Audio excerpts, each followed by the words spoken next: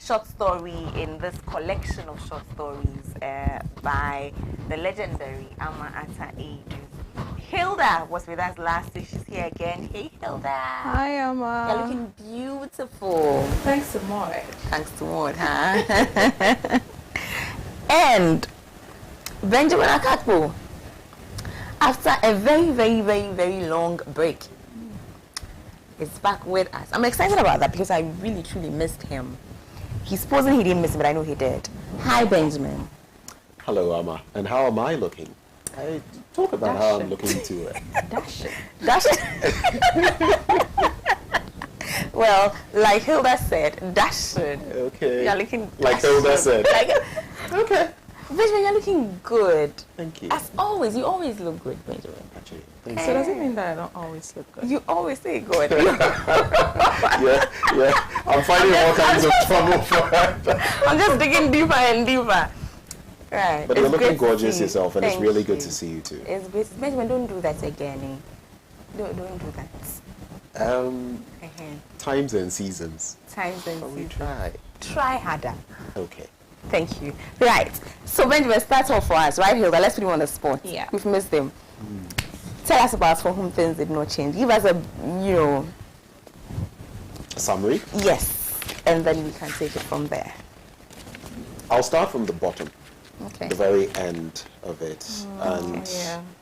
the very end of it talks about Zirugu. Now, Zirugu is he's an old man, elderly man. He's gone through, in fact, he fought in Burma. Right. He's been through the mill. So he's had a very rough life. He's seen colonialism and he's seen post-colonialism. The only bit is there's no real difference for him, and I'll explain shortly why. I'm sure when we get into the story, we'll be able to tell it. But at the end, he asks this young doctor, Kobina, whom he can never call Kobina, he has to call Masa.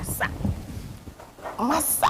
He asks him, what is independence? Yeah. Right. And Right. the whole story, that is the portion that, I mean, it's an interesting short story, but that is the portion that really gets you My young master, thinking. what does independence mean? And it's not because he was so daft or uneducated that he didn't understand what it was supposed to mean, but because owing to the things that had happened to him at the hands of his own compatriots, not at the hands of the white man, so to speak, the imperialist forces, he had to ask this young man who had been rather open with him. He didn't expect that.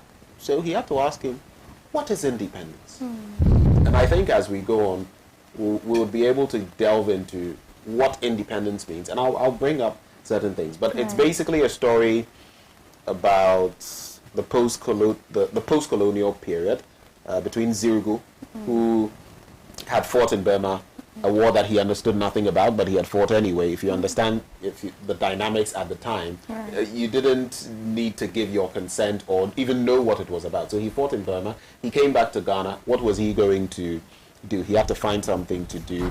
He ended up serving this white man. And when the white man was leaving, well, he was good enough to him to place him in another job as a steward, so to speak, a better paying job. And that was what he had done for practically the rest of his life. He encounters, together with his wife Situ, a number of these big men. And these big men are up to no good. So you can look at this lodge or place that he is like a guest house. And I'm not referring to every guest house, but A government's guest house. we have these guest houses where it appears people go, government officials and what have you, go to engage in all sorts of activity. That is what actually happens in here. So he is accustomed to the bad elements of society, the big men and, well, I don't know about big women, but it's mostly big men who come there. And how they are corrupting the young ones in society, the likes of Memunatu, whose mother knows what she's up to, but she goes ahead and does some of these things anyway. And I guess you're reflecting about those who lead and what their moral character, whether they even have a conscience, and put that side by side with ordinary folk and what the correlation basically is. Yes. It's a short story, I think about 18 pages or less, but it packs a punch and it gives you a lot to think about. Right, right. Right. Okay. So, start with hairstyle, or we've discussed hairstyle extensively. This is not the first time you are tackling an Ama Aidoo. No, but I think that Did you just add Nana to her name? No, I an said Ama. Ama Atta Aidoo. Oh, Oh, I she's dare not. Oh, I very dare not. particular I mean, about- I know. You know I what she dare does not. when you spell her Atta 80 instead of 80. I know. You dare not. I said, an Ama Atta Aidoo. I cannot do I that. would have called her and said, hey, Ama is murdering. Your code. Right. So I think that with this book, I love the fact that it employed a lot of dialogues and monologues. Right. You know, so it makes it seem like it's a play, a one-stage play, sort of, where you have the actors going in and coming, you know. But it was so beautifully put, because in one moment you have Zirigu, who is like the main character in this piece, talking to his wife or talking to the master, and then in another moment they are having their own individual, yes, Right. you know, Right. and I think for me that makes it very beautiful. I love this writing style compared to the one that we read, the first book that we reviewed last week. So for the writing style, I'll say that it's a bit simple. It's simpler, not too complex, but it's engaging. So you Right. get to be involved each step of the way as you read along. Yes. Right. Ben. Well, this is prose, of course, so you know what to expect. It's very conversational, and of course the conversations are very relevant. Ama Aidoo has a way of weaving conversation and maybe historical elements and even mere pondering, reflection, introspection within one piece, and she does it aptly in this piece as well. Of course, she's also giving you historical fact mixed Right. with, you know, lived realities, and so it's easy to want to read on. She just has a way of drawing you along. So in terms of style, I would say it is free flowing, Right. and it just carries you along. It carries you along. I think she uses this deliberately for this writer, doesn't she? It helps her tell all the angles from where she wants to come on. Yes, You know. I think so. So the dialogues don't allow her to go into some areas, but when she does the monologues, it gives her the opportunity to. So 1 minute you find Masas wondering to himself Yeah. about the conversation he's just had with Zirigu. There you go. And these are things he cannot directly say to Zirigu, but it helps us to know what he's thinking. I mean, it was very, like I was saying, it makes for better reading than the first short story that we did. So I agree with both of you. Okay, so let's dive into themes. Let's dive into themes. You want to start? Themes. I think I would encapsulate my first theme in this a slave's mindset. What? A slave's mindset. Or the mindset of a slave. Then moral decadence is a theme in there. Love, of course, especially between Zirigu. Yes, Zirigu and Setu. They have a unique kind of love, a very simple kind of love, but efficient, effective. Mind you, the circumstances under which he is not Muslim, she is Muslim, but someone he had been with looked at him and felt, you're a good man. And my people, in fact, he was referring to the fact that his brother also would not be happy with him because I think that was his brother's. So you're starting with wife. theme of love. Is Yes, that yes, okay. love, Oh, you love. want to start with? He I wants think to we're start with listing love. it. I was listening should to let- the okay, back listen. because she got into that. When you say mentioned love, it. love, you have all my antennas up. And then he says love, and then he says efficient. You're such Love, a- efficient. A love freak. I know. I know. But yes, love and I think efficient. But love shouldn't be efficient. It shouldn't okay, be so practical. maybe it shouldn't not. be sensible. Maybe It not shouldn't be- efficient, but love that is tenacious. It stands Tenacious. the test of time. Because you would ordinarily, I mean, put it into context. Look at our current circumstances. Muslim, Christian. Right. Usually, It's I unlikely. mean, Christian or Muslim.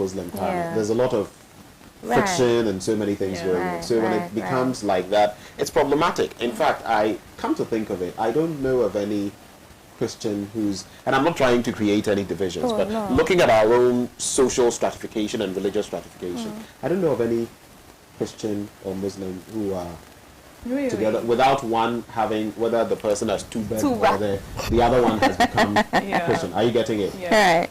Both of them being together and one still remaining Muslim and the other still remaining Christian. I don't know if you do, but so that gives some context to why I feel this is beautiful. It's not something you see often, but they've managed for a long time to keep it together, and they don't have any qualms with it. So that's why I see love in there. So slave mindset, moral decadence, love. Love, The generation of meritocracy and the evolution of. Could you please take it one? okay, so that is quite... I mean, the generation of what? Meritocracy. wow. Okay. Degradation. Degeneration. Degeneration. Okay. Yes. Okay. Degeneration of what? Meritocracy. See, Benjamin is here, so I have to bring my A. Listen, bring your game. Yeah. Bring your game. I am not getting on this tangent with you.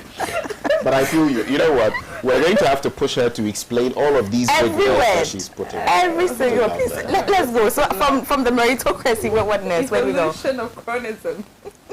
Then. No, today we are officially Lau on the couch. Evolution of Chronism. Please, we are listening. Just fire us. We are listening. In addition to all that, All that yes. Benjamin said. And of course, the question of what is independence or what does independence mean. Right. Okay, so we take them one after the other. I think we could also add poor or bad leadership. Sure. See, that's where the meritocracy and things come in. No, for Hilda's, we have to get a dictionary. When we get to Hilda's themes, we just need We'll a push her, dictionary. since she's decided to use all these words, I we'll push her mean- to break it down, for everybody's understanding. I don't know what she had for and lunch. if she fails, we're going to give her a hard time. Absolutely. We'll tag team her. Absolutely. I am with you 100. Okay, so we've done love. Is there anything you want to add to the theme of Benjamin's theme of love? No, we can discuss it. We can Go back. Okay. Oh, I thought we were listening, then we can. Okay, so Benjamin started the conversation on love. Benjamin, is there more you want to say on love? Okay, so for me, I'm going to avoid the word efficient, but I think Yes, thank Zirigu, you. an elderly man, Right. you could think of someone in the maybe 60s or more than that, and his wife Situ. Like I said, they come from different religious backgrounds, and Situ, by the way, had a child already, and her husband had passed on. Now, a brother of hers, so to speak, who knows that she's a good woman, also knows Zirigu. And so when he returned from Burma and was trying to get his life back together, the man says, well, you're a good man. I know a good woman. She's Muslim, and maybe my deceased brother will not like this because, of course, then you are considered an unbeliever. Right. But they are able to find their way out. They meet, they get together. And I think that's the beauty of humanity. Honestly, I think we create too many distinctions between us. Unnecessarily so. It's bottom line is we're human beings. If you cut me, it is the same color of blood that will flow. It's not, if you cut the person on the street, the beggar, the street urchin, it's the same blood that will flow. And I think they were able to realize that. And if you read properly, they are happy. They can even have all these silly conversations and, it's all good. And I think it also reflects the fact that why I see it to be love, real love, is that it's often said that when you really love someone or you're that good with a person, then you cease being just romantic, whatever, bedfellows or something. You are friends. That's the most important thing. You can see in there that they can even poke fun at each other.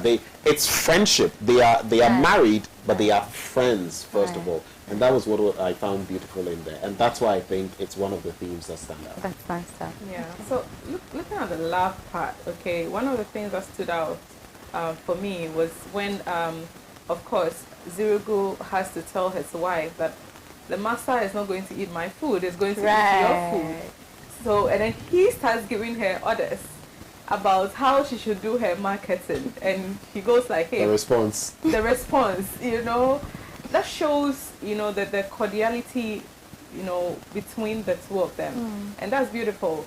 And you could see that with them, no topic or no subject was off limits. Right. They could talk about everything. Right. At one moment, this woman was lamenting about the way the girls were being handled.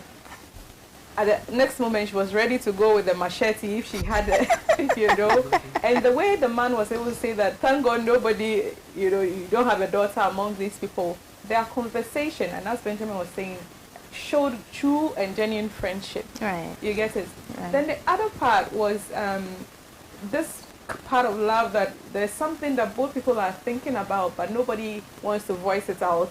And so it becomes a whole full-blown about the whole what's a closet thing. Light bulbs and... light bulbs and what's a closet, where the woman was hoping and praying that they will get it.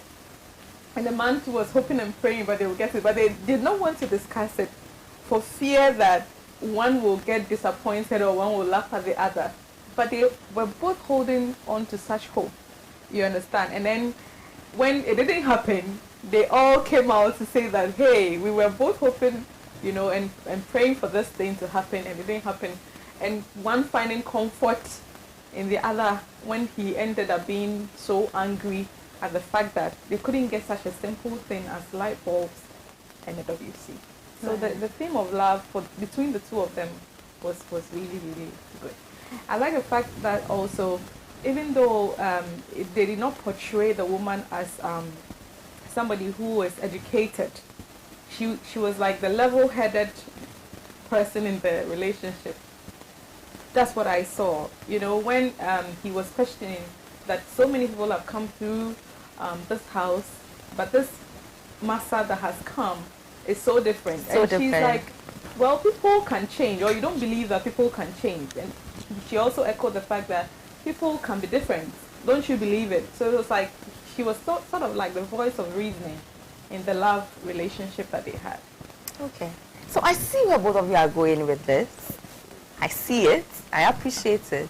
But I'm not, I'm not buying it. Oh. But their love is too practical for me. Oh, love has to be practical. It's an arranged marriage. You like the chinchine kind of. No. I like the goodness. I like the space. I don't even know why kind of situation where it doesn't make sense. Where it just doesn't make sense. I don't like when I can put 1 + 1 and get a 2 when it comes to love. So you want troubled love? Not troubled love, just love. Just love. But love, what is love, Ama? Because I was going to spend you see, somebody saw this man, right? Oh, good man. He's just returned from war. He's a good person. Oh, I have a good sister, or a good sister-in-law. Like Benjamin said, efficient. They live together. He's my husband. She's my wife. Role play. So as a wife, I do this. As a husband, I do this. Let's get along. And they get along. Friends. Oh. So we didn't. I know this was not lost on you, but you're just being optimistic. Yeah. They love each other, but they have a love that goes beyond just the love bit about being married or living together. They are friends, right? And that is the point we're making, that it's important to do that, because you can tell that it's not like if you look at the era in which the story is situated, you would think it would be more of okay, so when he goes out there, he is even a bit of the woman. If you pay attention to what whole thing. The doctor was telling him. But when he comes home, he is very much the man and all macho. Right. But you see that even at home, he's still not macho. He is mellow. No. I appreciate with their his relationship. wife. And instead of being just, for lack of a better word, they are great companions for each other. They are great companions, right. and I feel the friendship is so obvious that it shines through. You can see that these people are actually in love. And for me, why it's so important is that they have a great friendship. Based on what? Based on what? They have a great friendship. They work well. together. They cohabit. they work well, they are great friends, they are great companions. They are married, for crying out They loud. could be that if one were married somebody else and the other person was married somebody else. They could still have that wonderful I friendship doubt Setu without the marriage. I doubt Setu would be the way she was with him if they were simply, you know. Yeah. Okay, so let's agree to disagree and move along. Yeah, this one. For me, it's practical. Yeah, It's a little too practical and too efficient. No, but I think that, you know, let's dwell on this for a while, because I know that some people are there, and these have led people into so many abuses. Okay, so they feel that if somebody loves me, he should be beating me. Oh no! He Oh, come on, Hilda. No, No, you see, someone out there will be looking at, you said it's too practical. Yes. The love has to be practical. If Okay. you love somebody, Actually, it the doesn't- best form of love is practical. is practical. Okay. It doesn't So let have me to be explain. turbulent. I Okay, so- do I not don't want let's do this. turbulence. Anna is very idealistic when it Yes, comes to love. So she yes. would want something brewed in a Chimamanda Ngozi Adichie pot. Let me And she explain. You guys, I'm assumes right that here. So that we I'm know. right But here. A lot of the time, the practical love. So let me Is say not let me that. say what I want to say, you Okay, guys. go So ahead. let me say what I want to say. You see, So when I like there are that wink people- you gave right before you started. We saw that. We saw saw there that. are We saw people, that. right, Yeah. who have a list of who they want to be with, Yeah. right?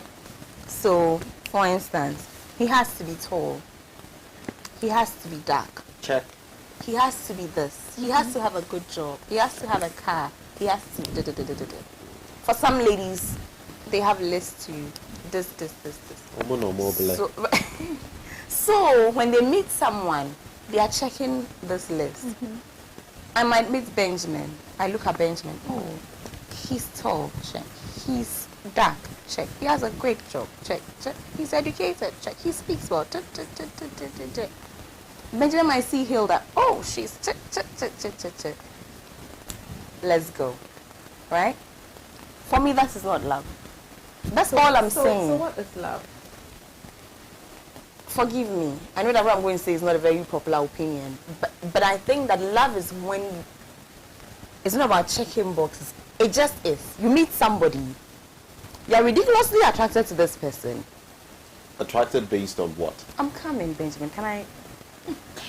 Would you guys please allow me? And I like the fact that he referenced Chimamanda, so I'll go there. You know when, and again to my lovely, you know, my favorite book, Things for Half of a Yellow Sun. When she meets the guy in the queue, and he's fighting the revolutionist, he's fighting with a guy who wants to jump the queue, and she's just standing there watching this guy. And she's not sure what it is about. She doesn't know him anywhere. What it is about him. He's fighting in a queue. And really she knows that this is him. And he sees her. And he knows that this is it. So that's it. And they get to know themselves. And they realize all the things that might not even work for them on paper. And still they know that But bottom line, this is it. Ama, But there's bottom line, something. There's nothing. There's something. Though the picture is painted as though, and we are digressing a bit into another Yeah. book, Half of a That's Yellow why Sun. I wanted us to That's a say- different book, by the way. But Right. it is that spontaneity Right. on his part. Right. That bit about, you could have let this thing go, but he still wants to fight for what he deems is right. Right. That is what attracts her. It's not as though the attraction But you was see, born out of immediately- there but was you see, there was something. immediately, And Ama, she can't if put her I name may on just it. add, the list you put there, for someone and for most people, that could be the foundation that leads to love. It's interesting, but people have different things they look out for. I look out for a set of Somebody things. might At meet least your there checklist, must be some basics. but you're not in love with the person. The person meets your But the list. person is, it's not everyone who has the qualities that you would love. You would meet some people with the qualities and still not love them. It doesn't mean you are not capable of love. It just means Uh-huh. there's something else that you are looking I for. like what you just said. But you see, for this couple that you speak about is very, and that kind of love is normally very practical. Like love we is work well practical. together. I have a child, maybe I have a child. You also have a child. Together we can take you. I mean, You know, it's a little too you're teasing me practical. to get up to a bit of mischief. Don't but get a bit of mischief. I am going Do to not. get to a bit of mischief. Please get to a bit of I think our Do viewers, not, our viewers need this. Now, Yes, here's yes, the good part. yes. What's the good part? You're married. I'm not married yet, so I get to shoot barbs at both of you. But I'll focus on you. Since you want to have this discussion. I do not want to have this Let's discussion. do this. And if we don't have this discussion, we are not want to moving have on. this discussion. Is the love between you and your husband, is it not practical? Would you define it as impractical? Yes, I'm going there. Is it not practical? Young full blood. Okay, Say it loud. I used to play this game with very No, it's children. important. It's important. Exactly. I play that. No, it's this important because No. people are Yeah, watching and they would yeah. want to know. No, yeah. So, for you, Right. Yeah. what is it with you? No. I marry for love. No doubt in my mind. So What And is- so what is obviously, love? it's not the What is efficient, love? practical, boring checklist kind Ama, of thing. what is love? Lauren, what is You see? What's the French would say? That's je ne sais je quoi. ne sais quoi? I don't even know. No. It is same for other people. And mind you, what you call love may reflect in your life in a different way and reflect in another couple's. I'm sure if Hilda had to tell you how practical her love life was, you would probably look at it too and maybe think, Yeah. She's so boring. but that is it for her. And of course, we all have our, mind you, we all have our own distinct backgrounds, interests, and all of that. All of that feeds into Benjamin, you know what we exactly call what love I'm and talking the about. You are just practicality. refusing to No, I'm understand. not. It's like let me give a practical example. It's like Oh, a practical. practical example. There's nothing wrong with practical. Okay. Like it's like and let's come back to the book. Let's look at all these like Memuna. Is it Memuna? Is that her name? Memuna too. Munatu. Let's look at the Munatu situation. Young girl from a broken, background, poor background. There's nothing there. She meets a big rich man. Her mom is all for it, pushing the girl for it and all of that. This is practical. It works. Let's assume that. not love. Hold on. That's not love. Hold on, Hilda. Let's assume that the man decides to take it all the way and would want to marry her. She would agree to this. Would that be love?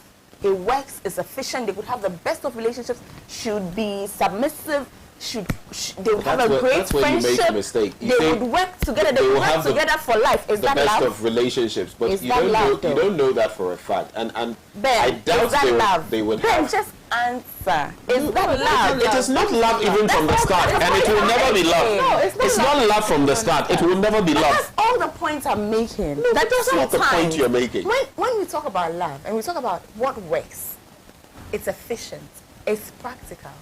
It's not love. There are so many things that could work that necessarily. For instance, let me give another example. Young guy, young girl, right?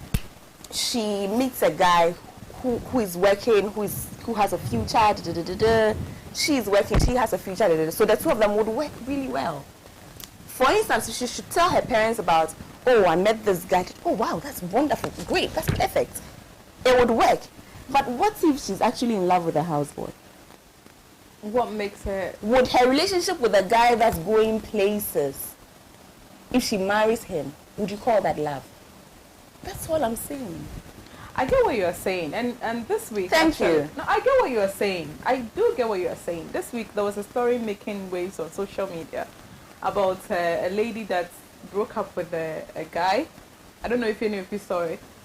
And then the guy went bonkers, and 3 years she's been married to an older man. 3 years down the line, they meet this guy in traffic, looking tattered and everything. The guy was calling her name in traffic, and came to the window. She rolled up. The husband asked her. She said, "Oh, nothing."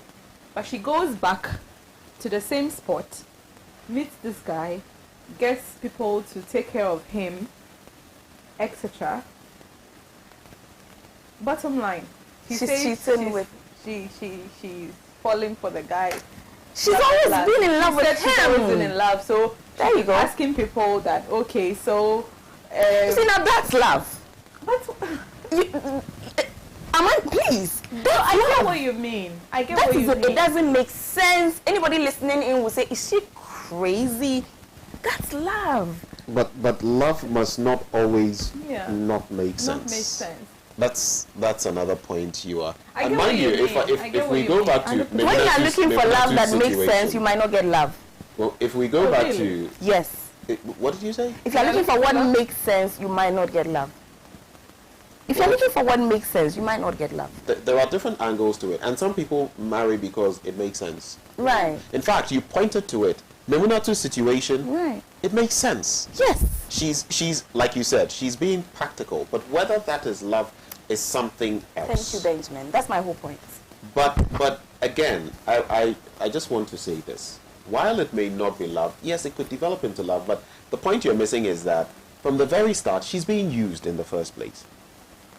It's clear. She's also That using 12-bedroom house, But she's also that using 12-bedroom him, house that Benjamin. her family has with water flowing from the taps, things that they don't really see there. It wasn't by mistake, Yeah. It's because the big man is giving her some perks, and her Right. family knows, and they are doing this because though she's in her teens and she's very young, Right. they are getting what they need. Right. It is not necessarily, I mean, love or going to So develop into love. everybody is using the next person in that situation. She's getting used. He's getting used too. It's practical. Okay. It's efficient. It works. It is definitely Please, not let's go. I agree with that. love. Yes, I It know. is not Ama, love. no problem. Friendship You know- between Sirigo and Setu finished. I think Let's go. I Thank think you. I've learned a lesson today. Yeah. Don't go down love alley. Yes. Yes. It just gets Yeah. when love comes up. I think we should. Where's Kwame? Yeah. Okay, moving along This swiftly. is on a love that doesn't make sense, and we have to ask If Kwame we- about it look, seriously. Because To our viewers, if we don't do this, we'll talk about love the entire show. Yeah. So we- Yeah. So let's move on. Let's move along. moving on. Right. So slave mindset, Benjamin. Slave mindset. I think I've spoken a lot. Hilda might. No, it's say Hilda. something There's one of before, these. Before I for can. It's Hilda. Then we are getting into territories. So please let's just slave Okay, mindset. so the mindset of a slave, that came to mind because, especially when you pay attention to Zirigo, Right. he is so deep into a mindset of, for me, I've just been relegated to the background. I don't really matter like that. Though he feels he deserves certain things, and you see it at the tail end, he also thinks, I ought to know my place. And in fact, I do know my place. So whether with this young massa, Right. the doctor, a medical doctor, or the white people he was serving during the days of colonialism or post-colonialism, immediately after colonialism, or the big men who had been coming to this residence where he served, he had always known his place, so to speak. He was old, but in this short story, he talks about the fact that the relevance of age was lost a long time ago. Age didn't matter. You know, there was a time when he was being criticized for fawning on people who could be his own children. In Right. fact, the doctor mentions to him, stop calling me Massa, Massa. and call me Kobina. And he says, I simply can't stop. So there's the mindset of one who is on the floor, who must be stepped on, who must be made subservient. Even at a point in time when the imperialists were in control, he was washing the underwear of the women, white women, those who were with the white men he served. And it was humiliating, it was dehumanizing, but it had got to the point where he had accepted it. This is who I am. The only point where you see him shirking that is at the tail end when he expresses some bitterness because of the lack of a water closet Yeah. and light bulbs, and he's asking, is that too difficult? But I want to relate that to something else, so I'll not really focus on that for now. So it's that mindset, and you can see the medical doctor at pains trying to let him know, you shouldn't think in this manner. So he even thinks, I can't sit with him and talk to him. I can't sit with him and maybe eat with him. He finds it odd. He's thinking, how can my wife cook for the young master? No, that shouldn't happen. So he has this mindset, and I equate it to what a lot of people in our country actually have. We have so many strange thoughts. And we think we are not capable of this, we are not capable of that.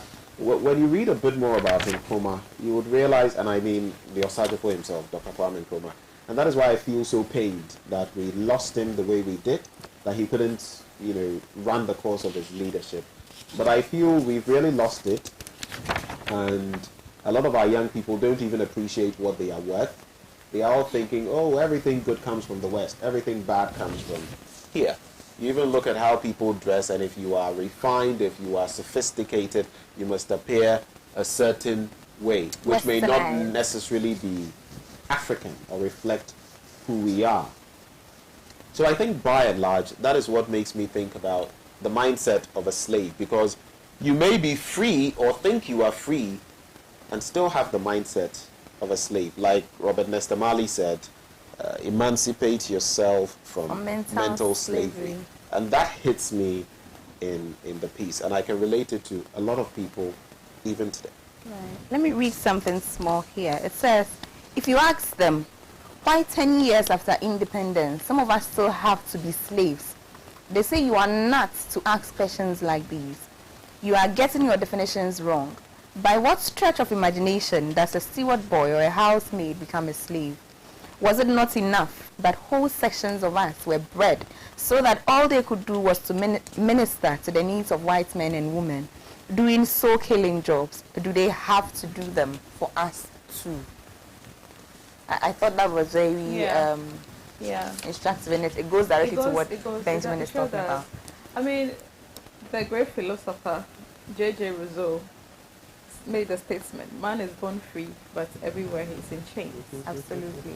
So yes, that's a blast from the past. I know, sociology for me. J.J. Rousseau. Right. Yeah. So you see, the thing is that the question I asked myself when I was reading that portion that you read was that, so how can one move away from that mindset? Because like it's something that it's there. It's like it's become a norm. Because this man, Zirigo, he's seen change, but he doesn't want to accept that this is something that is possible, because that has been the slave mindset, as Benjamin puts it, has been the norm throughout all his life. Even going to a war that he doesn't understand, going to train to cook continental dishes. He doesn't even know how to cook his own food. Right. He can't see himself not cooking those things that he made to the food, very interesting names of something, potatoes and filet mignon or something.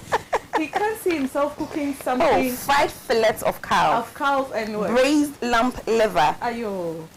And something. Veal. With onions and fried potatoes. Ayo. So right. And the man says, whom do you say you are cooking for again? And I like how he refers to all of these. White man's chop. No, chop. Yeah, white man's chop. Man's chop. So this is the white man's chop. This is what he's been used to. He was trained to do that. He can't cook his own food. And for him, that can't change, because when the white men left, his own people, our own people, continued with the charade of whatever it is that the white man was doing. Nothing changed.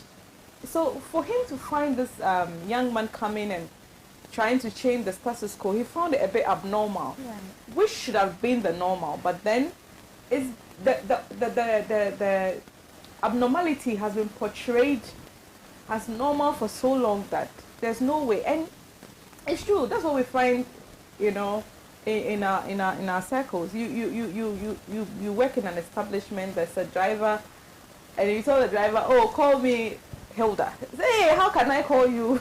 I'm done doing that. I let people call me whatever they want to call me. Whatever makes you comfortable. But it becomes so, because, at a point, the Kobina was like, you are old enough to be my father. So for me, sometimes when I find myself in positions where I'm old, like somebody is old enough to be my father or mother, and the person has to be calling me madam and all those things, I find it weird. And you try to correct it so much, and they still insist. Some of them become offended that you are not allowing them to give you the the glory. So that is the mindset, So and we all get it. That? How do we shift Let me tell a funny story. A friend of mine became a minister very young, and the first day he went to work, we're talking about the experience, and he said the weirdest thing for him were the secretaries, because these were his mothers. The secretaries. So every time he needed to get something, he would go get it himself. Like he needed them. He needed a service. So he needs somebody to make a photocopy for him. He would go make the photocopy himself. And I'm like, but how long can this go on? Yeah. How long can it go on? Because at some point, you're going to get offended, and rightly so. Then you're not letting them do their job. Yeah. You see, but of course, it doesn't go into the slave mentality yet until they feel they need to fawn over him or lie down for him to step on them. Then that becomes a problem. Get to that. So here's something interesting, and I think it's a vestige of colonialism, and we've carried it. You see, if someone is going to destroy you, or another race or whatever is going to destroy you, it's not the nuclear or atomic bombs that they will use to do it. The place they can start destroying you from is right here in your head. And once they get you here, you're actually finished. Right. It's a big problem, and it stems all the way from the colonial period. Right. So if you look at it practically, technically, we're still enslaved. Only this time by our own. There's a saying that we were first enslaved by the imperialists who came to the continent of Africa. The colonialists, if you like. Same thing. And later, after independence, we were now enslaved by those our own brothers and sisters who took over. So it's a different kind of enslavement. Yeah. Look at it technically. Some people may feel offended by what I am saying, but look at I don't know where you live technically, but I'm sure even if you get outside of your neighborhood, no matter how good your roads are, you go around. Today I was in the Brekusu area. Terrible roads. Yeah. Terrible. Right. Okay? How do you think the residents there feel? Go to some parts of Adenta. Is it in the Oti region? Just today we were talking about a story where people don't have... In fact, the water some people are drinking, you would think twice about giving that to your goat. But they are drinking that. And that is even good. I've seen up north, people drink water that would horrify you. Water that, even by merely looking at, you can tell this is full of germs. But that's what they are taking. Right. How do you feel about that? Right. Your roads are bad, you're having accidents, your roads are poorly lit. This morning there was a devastating crash in the Tesano area. Part of it was because there was poor lighting. And cars were running into this truck laden with cement. All of these things are going on. You can say whatever you like about the white man, but he provides for his own in his country. How are leaders providing for us? And I'm not singling out any leadership. I'm not singling out the current leadership. Absolutely. I'm singling out leadership from independence till now. We have systematic problems, grave problems to think about, because when our leaders took over, it's like, I don't know whether it was in this piece I was reading this, but it was the bit about, so you have a farm. It's in this very, you have a farm, and all of a sudden I'll read it for you. Hold on, because I actually, I thought it was very, for effect. There we go. It says, but listen, my husband, if one day when you are not looking, a man comes and takes your farmhouse or your car, and he begins doing all the things a good man should not do, sells all the yams in your barn without leaving any for planting, boils your eggs as soon as they have been laid, and does not spare one for a single hen to hatch, gives great feasts to all his family and all his friends with your lambs and your cows, and generally carries on in such a way that your heart hurts as though it is falling into your bowels every time you look on, and yet you are not able to do anything for many, many years. But then one day, thanks to Allah, you get your farmhouse or your cow back. But what then do you do, my husband? So, from the first day, you too begin to kill or sell what is left of your old and miserable cows, your sheep, your chickens. And if an egg is just laid, you boil it right away and generally continue the destruction of your property, which that robber had started. If I do not know Zrigu, but it is certainly good that all my children are boys. So now she goes into the, that analogy. So it just hits me. I made a note of it immediately. So I was like, wow. All the big English that I was speaking was, what is meritocracy? Somebody being given a position based on merit. Right? And what is chronism? Family and friends. Right. And basically, that was exhibited in this book. Right. If we can't, we have moved from the state where people are given positions based on merit. It was stated there, where people now feel that they have to give positions to their family and friends as a sort of favor. Remember, Zirigu was saying that you're tying that in with this one. Yes, the only reason that he was still at the guest house was because he was keeping it well. If not, a big man would have given that job to a relative or someone as a favor, because you can't do anything unless you know somebody who is big. So not on merit, but on... And by so doing, we continue to destroy what is left. Exactly. What is left of what has already been destroyed by the colonialists. So if we just break it down briefly, the person who came and took your crown from you is the colonialist. Right. Yeah. But he gone. dissipated everything, decimated what you had, pillaged, took whatever he wants, like our natural resources. How much of that did we lose in the colonial period? But then immediately you get it back. You are acting exactly like the person who took over. And look, especially in the immediate post-colonial period, if you look at the sort of leaders we had, yes, some of them very good. You can talk about the Nkrumahs, the Nyereres, and the Patrice Lumumbas, and the others. But a lot of them were just grabbing everything until today. That is what we are seeing. So it's a different brand of slavery. It's just at this time, it is our own people who are, and what they should give us, they are not giving us. It's all about getting the most they can. Right. I was going to say that it gets worse, because even if you move it away from, the colonialists coming to destroy and going and we continue, till today, the colonialist is gone or he's left. But government after government, when the person is in opposition, you see everything wrong. Yeah. Oh, they are doing this wrong. They are doing this terribly. Give him the chance. And it's worse than the government that left. So you wonder. We are just sort of raising ourselves to the bottom. And yesterday I made this point here. Presently in Ghana today, the big conversation is media regulation. And all of these charlatans in our media space, malams, prophets, all of them. And all the troubles they've brought. It's important to mention they are not malams. They claim they are malams. Yeah. There are actually proper malams. I think it's good to put it in the proper context. It's like saying pastors. Oh, pastor has done this, but the person may actually not be a pastor. There are so many quirks, so at least let's so-called malams, not malams. And so-called pastors. Then I have to qualify the pastors because I say pastors, I say malams. I put them all of them together.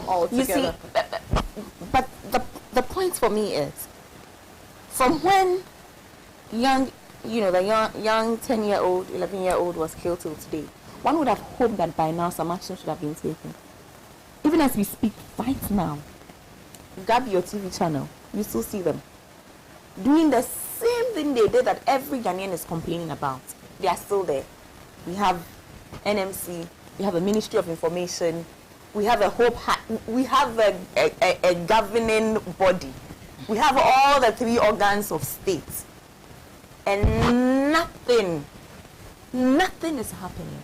Look, let me just mention this, and time will tell whether or not I am right or wrong.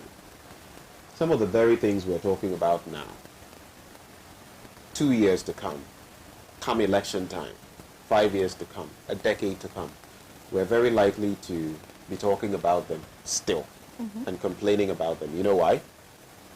Because our leaders, they're more interested in stuffing their own pockets, stuffing their faces, preparing for generations unborn. You don't even know what will happen to your country, but you're preparing for generations you don't even know of. I mean, some politicians have stashed so much money, and we see it. Look at some of the Nigerian leaders who were, called out and all of that. You stash all those billions. In the end, your people are hungry. They are dying. They are suffering from terrorist attacks and all of that. How does that make you feel? So, don't you think we can actually regulate some of the content on our television screens? Content, some of which may have culminated in what we saw in Amanfrom, close to Kasua. Here it's Amanfrom proper, it's not Kasua proper, where that 10-year-old was killed. The NMC, the NCA, and the rest. Do you think we can't do anything about that? Galamsey, today there was a consultative, meeting to dissect it. I'll tell you what, I am not being pessimistic, I am being realistic. Some of those things will not go very far. Not because the president may not have goodwill, not because Abu Jinapo, now the sector minister, may not put in the best, but because some of the very people who walk the corridors of power are benefiting from it, and they will do everything to sabotage even their own government to ensure that things don't go anywhere. So we can say all the nice things, but until we actually mean it, we'll continue marking time. And our leaders, whether it's corruption or whatever we are talking about, by and large, they don't mean the fanciful things they say. Ben, I'm hopeful about this one.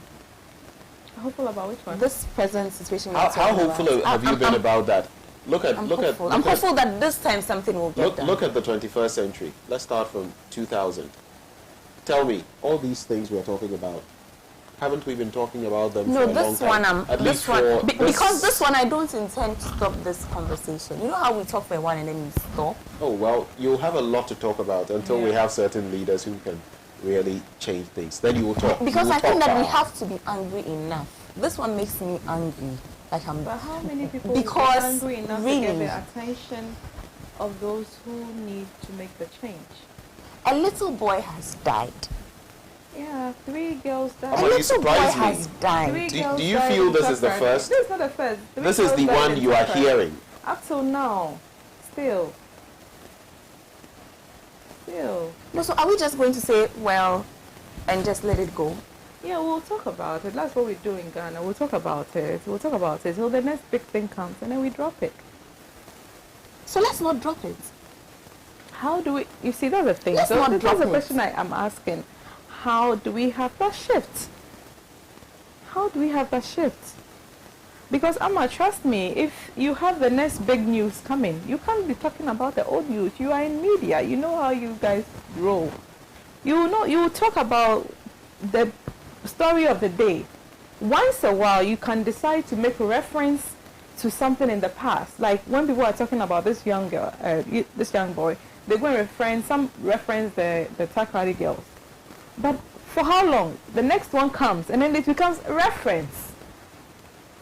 How do you maintain the momentum? Look at what is even happening outside our country in America. Black Lives Matter was a whole huge movement. What happened there? That they have all their whatever it is. So when do we make the shift? What is that thing that will catalyst that will bring about that change? Because people will talk, people will shout, everything. And in US now, the names are piling. Just like we are also piling the names here.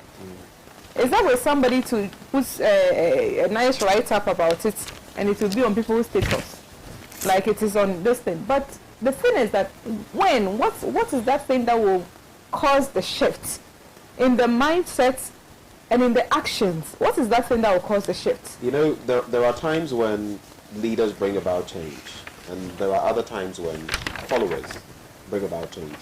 I think really we've got to the point in our nationhood, our national life, where it will take the followers ordinary people on the street to bring about change.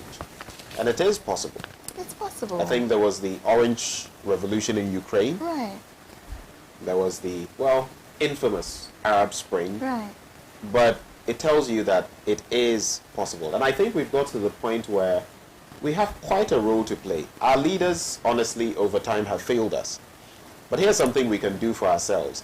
And as we do it properly, it will get them to sit up. Look at our society. We glamorize wealth. How you get it doesn't Nobody matter. cares. You can see a 19-year-old in a Range Rover.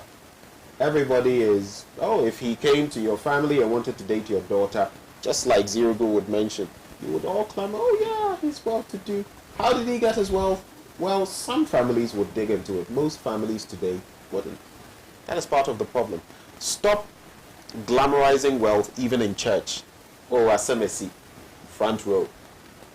How do they get their money? Person could be an armed robber for all you know. But he has the wealth. He contributes in church. You give the person all the respect.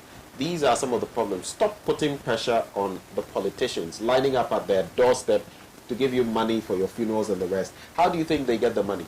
Because you give them the pressure, they must also find ways and means. They must also do some illicit to get the money. And they give it to you. What do you think? So after they get your vote, they don't give a damn about you because they feel they bought you. So it comes back to us.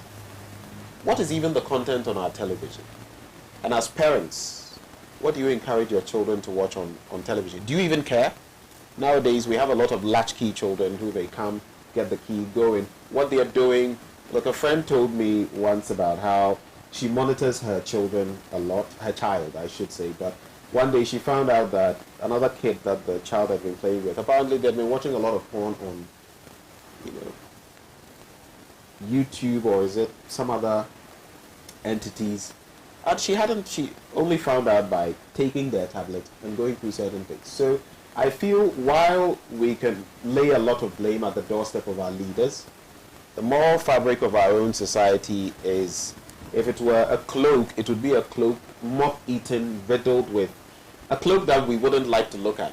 But I think it takes coming to that realization, humbling ourselves and looking at this and realizing that this is us, this is the reality. This is us. This A is what bone, we it are. stinks. Let's try to fix it. But we are not getting there. We're pretending it's not there. Oh, how could people be so evil and kill that 10-year-old boy? But it's our society that has taught them that. The same society that has glamorized wealth and made them think the shortest route to, getting something worthwhile is by doing such things. Absolutely. The same society where our leaders are overnight, people we sat in classrooms with. Right? So you are sweating, toiling, waking up at 3 a.m., trying to get ready for work. Since morning, I've been up, and you're trying to go through the right means. Well, someone gets into government, and within a year or two, they are putting up mansions and buying houses in AU Village and doing all kinds of things, and you ask yourself, okay, so This is where it's at. is all of this hustle worth it? For me, it is, because Right. my upbringing tells Right. me I shouldn't use certain routes to get certain things. Right. But other people may not have had that foundation, Right. and they think everything goes. Right. Absolutely. So now we are in the moral decadence team, because one of our things, you just handled moral decadence right there. Moral decadence. So we can go into that, because one thing I'm always passionate about, Right. the education beginning from home. Right. Beginning from home. He's saying that his upbringing will not allow him to take certain things. So how are we raising our children? I always say this. How are we raising our children? Are we raising them right? What are we telling them? What are we influencing them by? And by influencing them also, are we making sure that by saying that don't look at things a certain way, we also don't deny them certain things that they will crave later? Why am I saying this? Because sometimes, we try so much. Zirigo, like we are talking about the book, viewers, we are still talking about the book.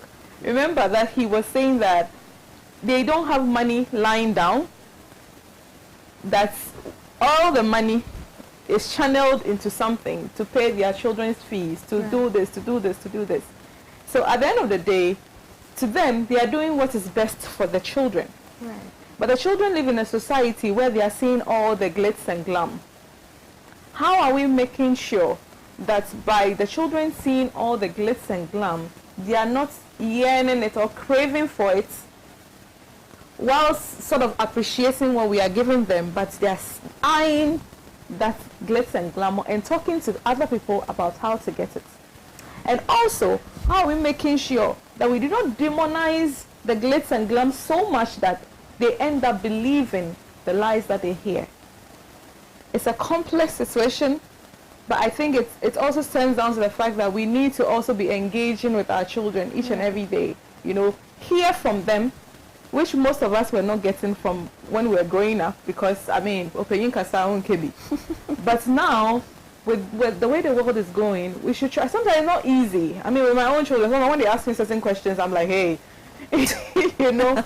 But each and every day I get to learn that the more I listen to them, the more I get to understand things from their point of view. Then I can say, okay, so looking at things from your point of view, let's look at it this way. Let's just analyze it this way. And then we're able to reach a conclusion. Of course, we are very religious in Africa, in Ghana for that matter. So we'll add prayers to it and everything. But it begins from home. Right. It begins from home.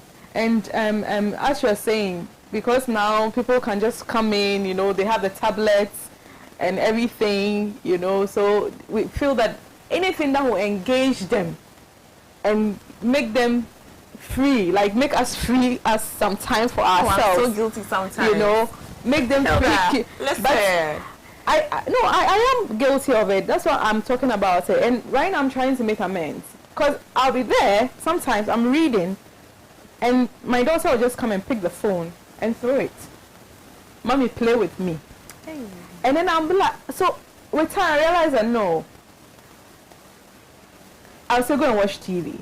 But with time I realize that no, I'm doing more harm than good.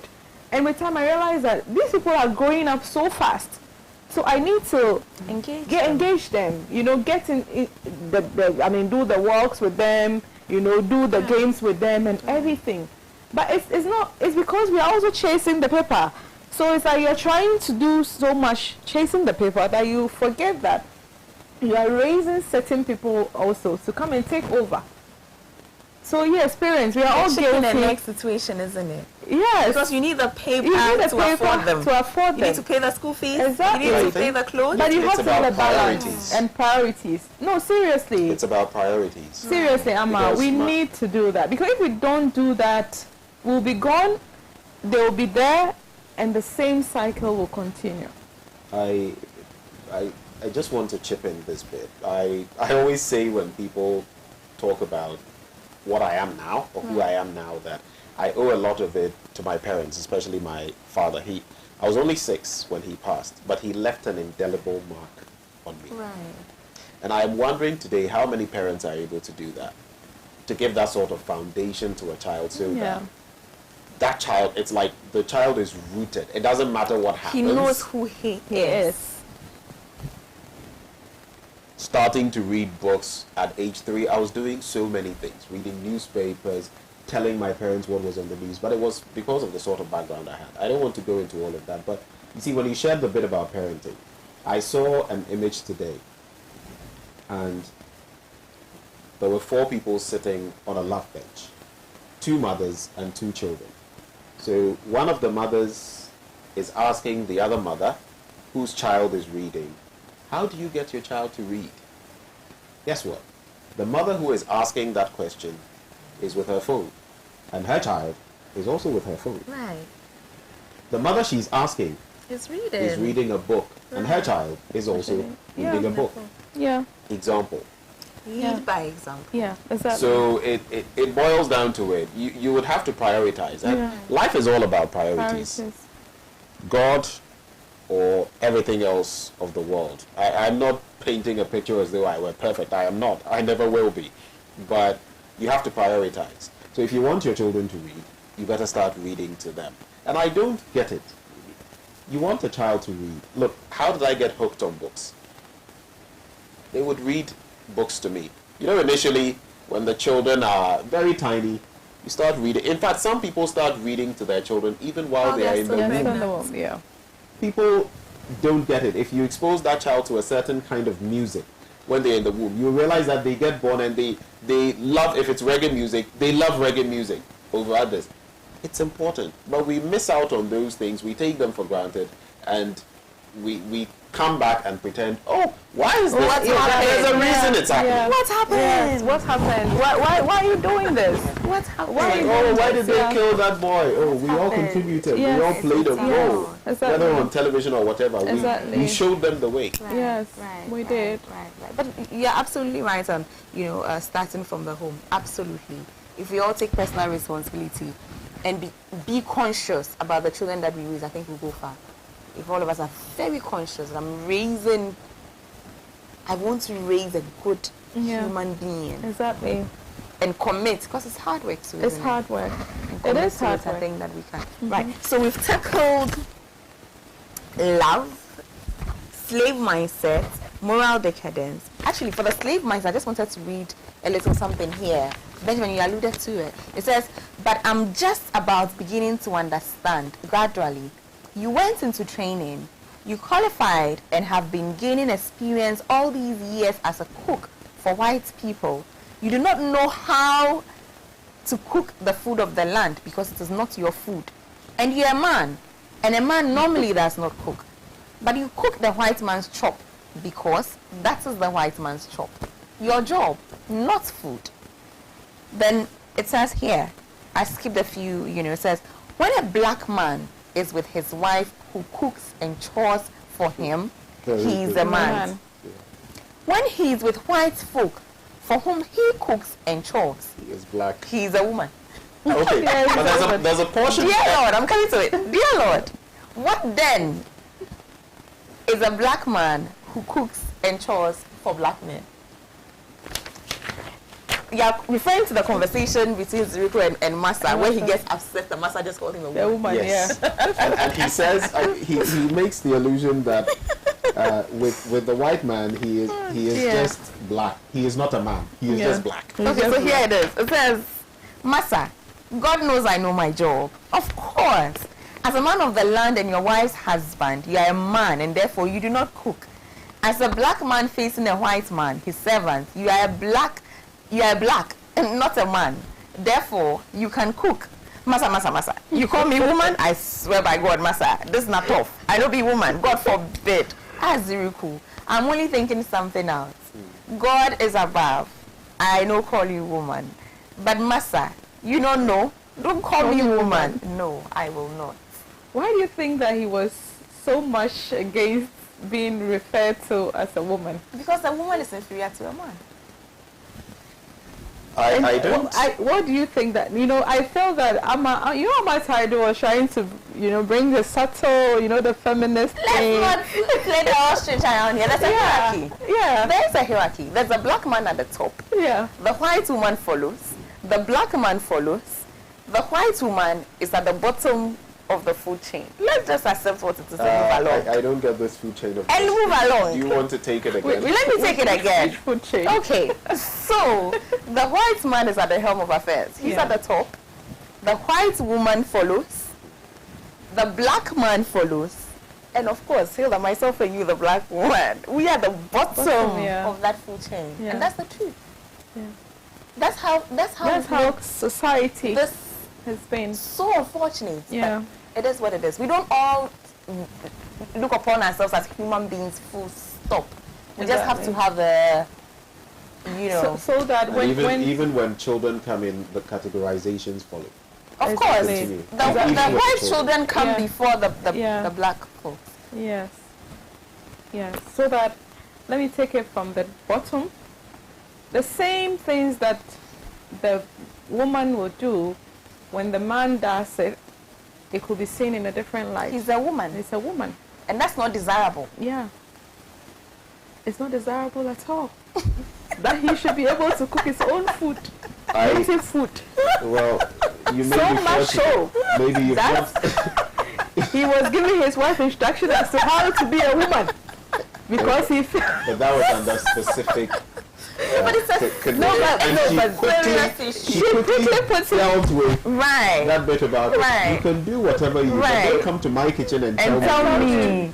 Absolutely. It's a very interesting bit, and I love the way Ama Atta Aidoo just puts it there. She just left it there. Go and think about it.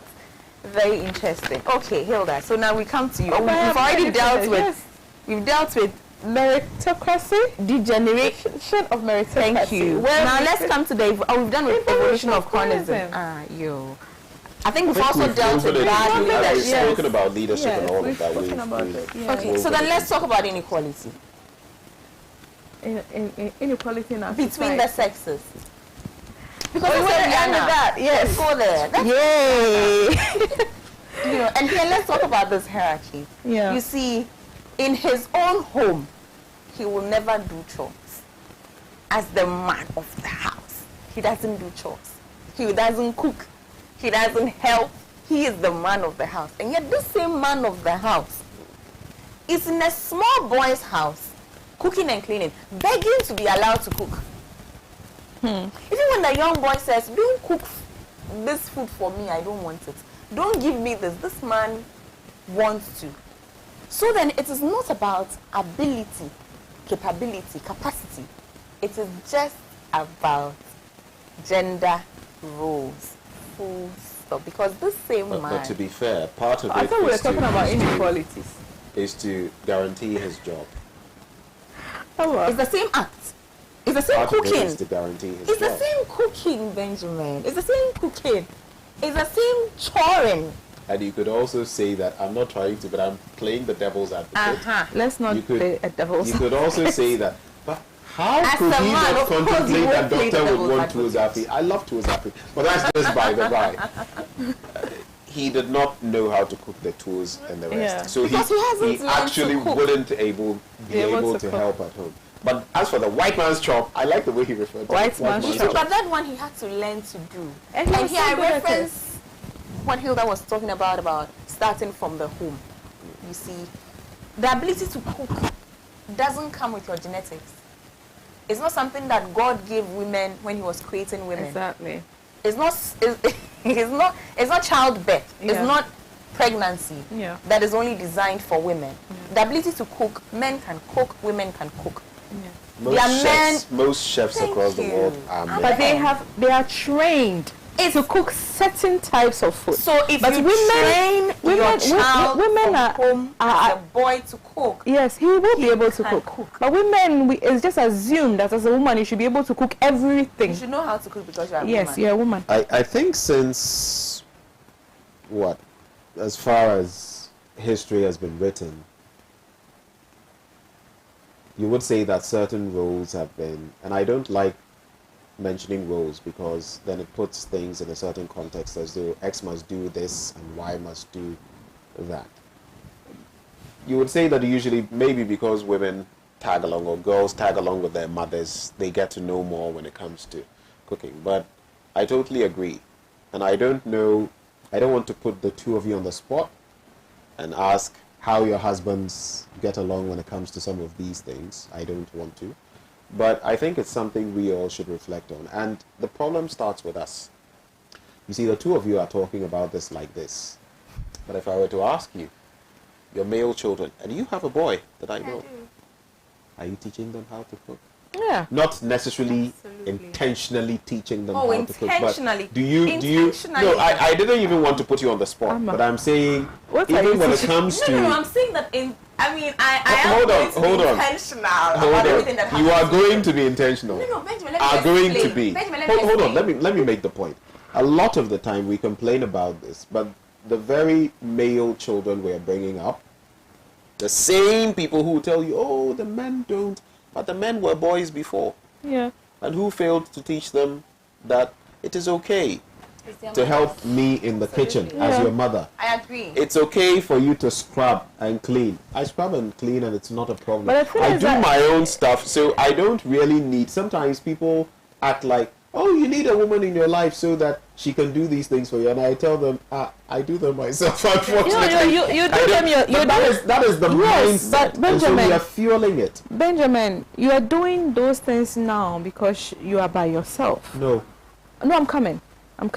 But most people, because I was brought up to realize that it doesn't matter whether you are this or that. Yes. You should be able to do this. But you see, I think where some people transition is where they get the helper. They get married, and it's like the person has come in, and the person is doing those things. With time, unconsciously, Benjamin. Sometimes very consciously, Hilda. Unconsciously, I don't want to. Unconsciously, you just don't do those things anymore. Let me tell you a story. A friend of mine got married immediately after uni. As soon as we finished uni, she got married. And within the first few months, we were having issues, So we're all concerned because we were pretty close. And then she gave a practical example. She said, oh, her husband's friends had come over on a Saturday. So she was washing, They used to wash together. Once she's washing, he would come in and help her and they would wash together. So that day, that sort of thing was going on. She was initially washing because for her, it's hair. So she's washing. And he came in to help. So as he was helping her, the call came through that the guys were coming. So she's like, oh, she said, then you stop and quickly go and get some kinky and fish from the junction so I can fix it for you guys. And immediately he got upset.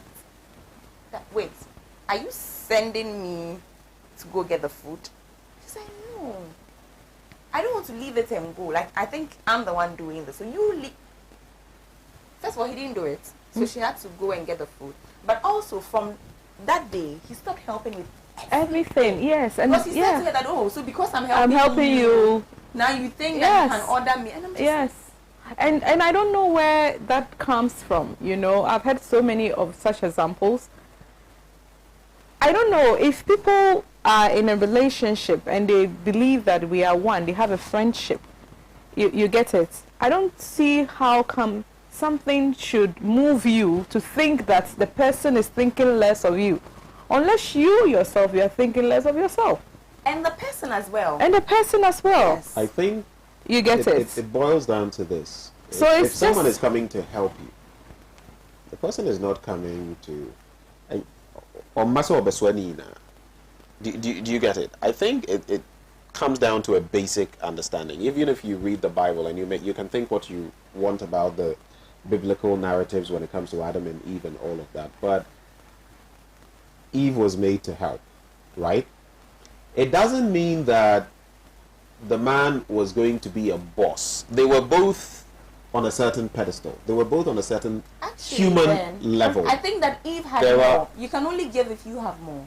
You can't help from a place of not having. I try not to get into those nitty-gritty, you the took us there, distinctions. so let's stay there. But the point to be made is, even if someone is coming to help you, the whole idea of helping means you are doing something. Right. And the other person is adding something to it. Right. The story you just narrated, it makes no sense to me. This man, and if he's listening, whoever he is, it's irrational to me, because you shouldn't expect that the other person would. In fact, this whole categorization of when it comes to washing, someone whatever. That's why I say I wash my own clothes. I fetch my water when need be. If I need something to eat, and if I can't buy it, I'll cook my own stuff or get it elsewhere. Right. You get it. So I think it's all a mindset.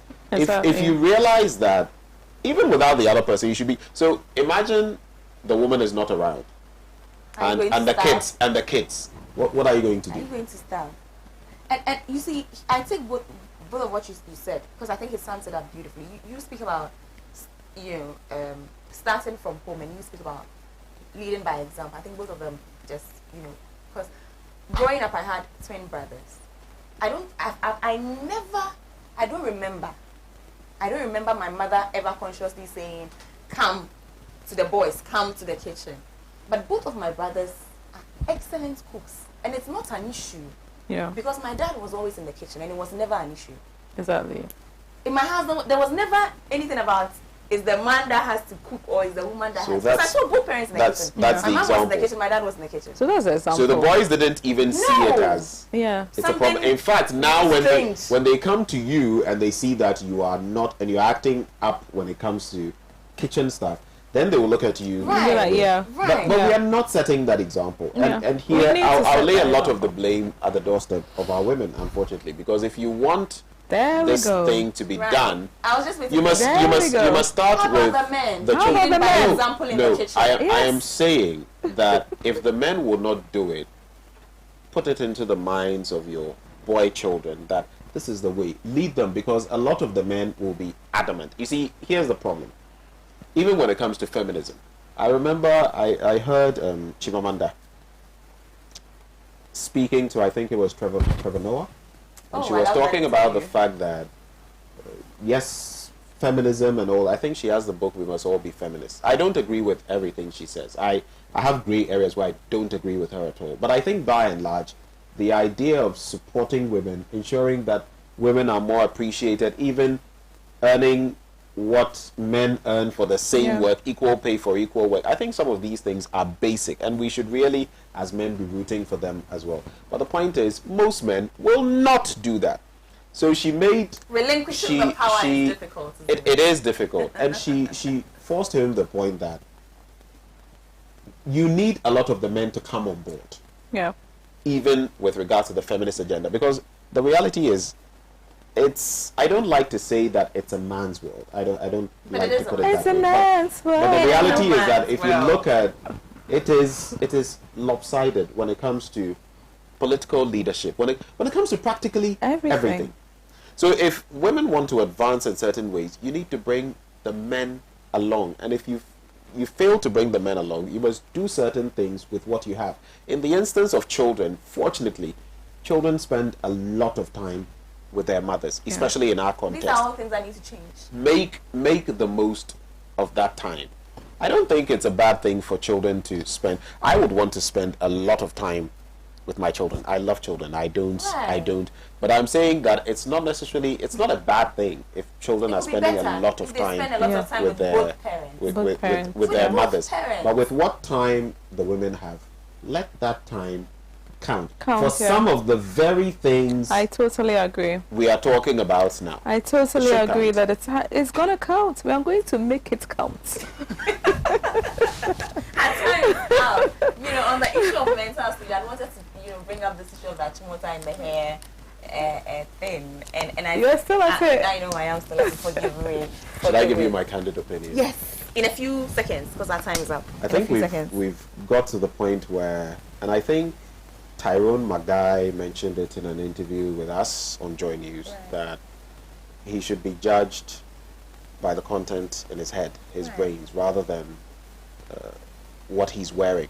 But on the other end, you have institutions that have their own rules and regulations. And imagine a society without rules or regulations. It would be chaos. Chaotic. Even if It the would rules and be regulations do not like make the sense. Hobbesian chaos. Our lives would be Even poor, if the rules and nasty, regulations do not make sense. poor, nasty, brutish, and short. So you have to weigh the two Even of if the them rules and together. regulations do not make sense. Well, some of them may be archaic. It is then left to our society to get past it.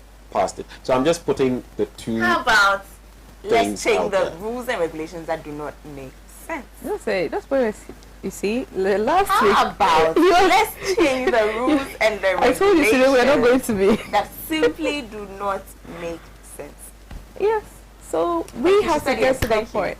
Lovely having you here, Benjamin. Great to see you, Hilda. This is not going to force me into Yeah. another. I know when she starts Yeah. like this, she's trying to Yes. box Box me you into into the the next. Tofia See how happy we all are this evening. Yeah. We are, and as and when it's possible to do this, we shall It should do. be possible every Wednesday, Benjamin. Hilda, help me here. Come on. We shall see.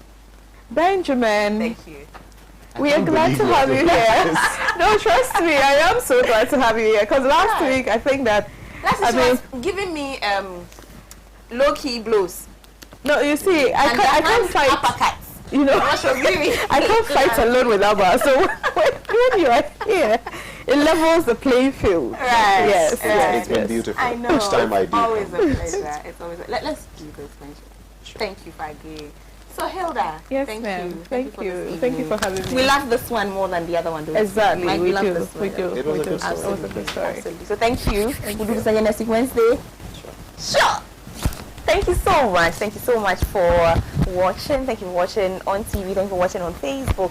Thank you for contributing to the show. Thank you for staying with Pan Africans. You have been doing this as always with Benjamin Akpakpo and with the lovely Hilda. We'll see you next week Wednesday, but I will see you tomorrow. Have a lovely evening. Bye.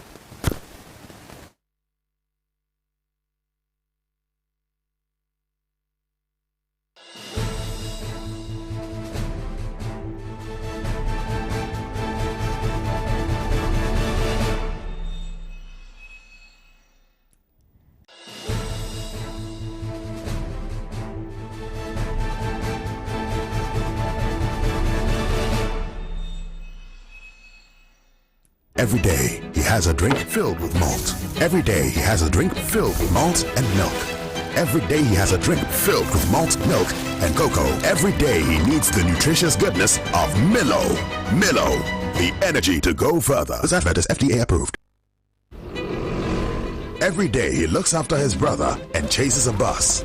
Every day he looks after his brother, chases a bus, and learns new things. Every day he looks after his brother, chases a bus, learns new things, and gets back home.